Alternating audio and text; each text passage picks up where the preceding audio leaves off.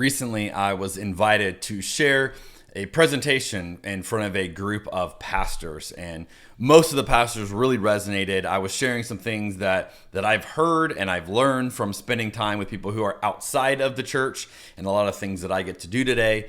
And some of the pastors at the end didn't like the fact that I was challenging some of the norms, some of the way things have worked. And, they would say things like, well, the Bible is clear on this or that, or the church has definitively said, this is the way it is. Now, the problem with this is if you study Christian history, and I experienced this in seminary, you learn that throughout different cultures and throughout different periods of time, Christians have lived their faith all sorts of different ways. And there have been different understandings of different passages. And this whole thing that we have inherited today has morphed and grown and gone through all sorts of different phases as real people have figured out how to have their faith and how to figure out how to live it. How do you look like Jesus in whatever culture you're in? Now, today it's tempting when someone says, well, the Bible is clear on this or that, to believe them and say, I must not understand the Bible the way they do. It's obviously clear to them. But I would suggest what that indicates more than they've got it figured out is that they are certain in what they believe. And that probably means is they're not really going to entertain your point of view, probably not really interested in having a conversation with you. Now, rather than that being our approach, I think there's a better approach to drink deeply from all of Christian tradition. It's been said that most of us grow up in the basement of the house that is Christianity. There's all these other rooms to explore, all these other traditions, all these other ways of understanding it. And most of us, we just stay in the basement because we're too scared to enter into one of the other rooms within the same building. Now, one of the best ways to challenge this is to just broaden your perspective. And seminary was great for me. It's one of the lingering benefits I have today. I was exposed to so many other types of Christians, other types of traditions, and that has just been really good for me. And maybe you're thinking, well, I don't intend on going to seminary. Well, then I've got great news for you. The way you can do that is to read really good books. Seriously, just reading really good books that challenge you can help you do that.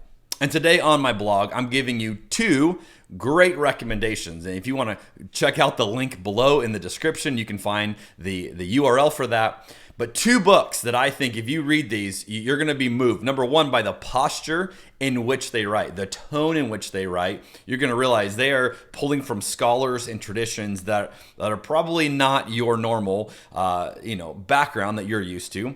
But secondly, they're going to present ideas and arguments and explanations that maybe you've never heard before.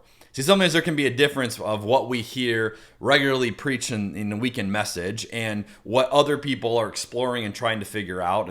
And you're not necessarily going to get all that if you just attend church on the weekend.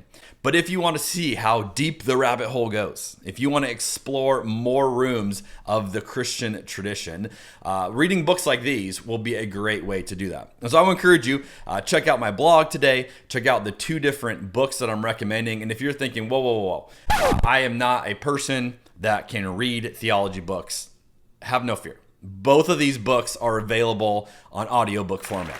So you can listen while you drive, while you run, walk, whatever it is that you do. You can put them in your headphones and you can process the information that way.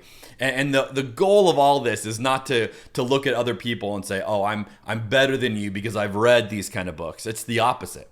Rather than pride, these kind of conversations should produce humility, where we realize this is complicated stuff.